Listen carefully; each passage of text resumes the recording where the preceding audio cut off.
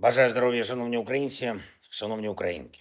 Сьогодні була важлива зустріч з нашими урядовцями, енергетиками, військовими, з усіма, хто відповідає за захист та оновлення нашої інфраструктури, української енергетики. Вже підготовлені детальні плани по областям, по відновленню, по оновленню захисту енергетичних об'єктів, враховуючи все те, що Росія робила зимою і що може робити далі. Я доручив доопрацювати деякі моменти та підготувати плани на рівень РНБО, затвердити саме так на загальнодержавному рівні. Що саме потрібно зробити, що саме забезпечити, хто за це відповідатиме.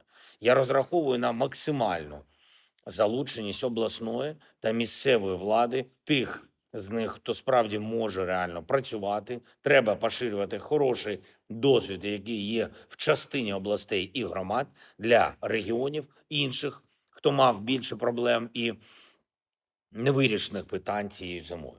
Саме місцеві влади можуть зробити найбільший внесок у стійкість громад, знаючи, які об'єкти передусім потребують модернізації та потребують захисту.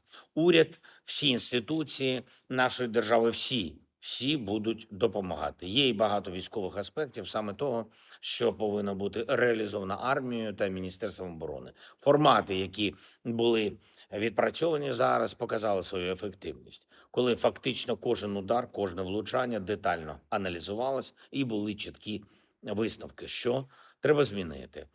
Я вдячний усім, хто працює саме так, сам змінюється, змінює підходи до оборони, щоб реально реагувати на кожну таку загрозу, ефективно захищати Україну. Сьогодні ж з прем'єр-міністром Юлією Свириденко ми обговорили вагомі соціальні кроки, які уряд підготував.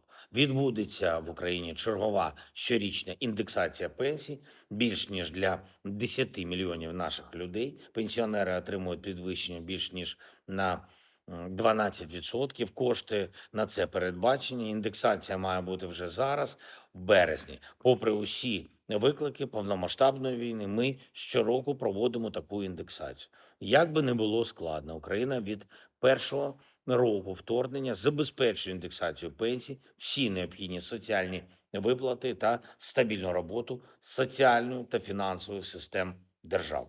В умовах повномасштабної війни це дуже значний результат. Я вдячний усім, хто допомагає Україні забезпечувати це. Звісно, я вдячний кожному українському підприємцю, усім нашим компаніям, всьому українському бізнесу, який працює в Україні, який сплачує податки в Україні, зберігає та створює робочі місця та дозволяє українському бюджету працювати. Щонайменше половину видатків держави та громад українці забезпечують попри все, попри війну, попри російські удари, попри всі ці відключення. Це надзвичайно важливо, що у нас є і внутрішні основи стійкості, і наша робота з партнерами, яка забезпечує Україні безпрецедентне зовнішнє фінансування протягом цих років війни. Я говорив з нашою дипломатичною командою, також спілкуємося з людьми, які мають хороший досвід, які проявили себе в захисті українських інтересів. Зокрема, я зустрічався з Павлом Клімкіним. Готуємо посилення деяких напрямків дипломатичної роботи в Європі, не тільки. Українські інтереси мають бути представлені на офіційному рівні і в спілкуванні зі спільнотами з тих країн, які зараз ще не мають свободи або перебувають під російським впливом. Будуть кадрові зміни в дипломатичному корпусі.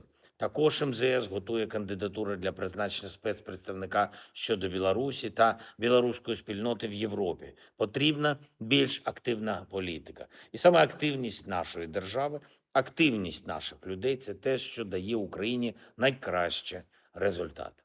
Коли Україна не втрачає жодного дня і жодної можливості, інтереси України справді захищені. Слава Україні!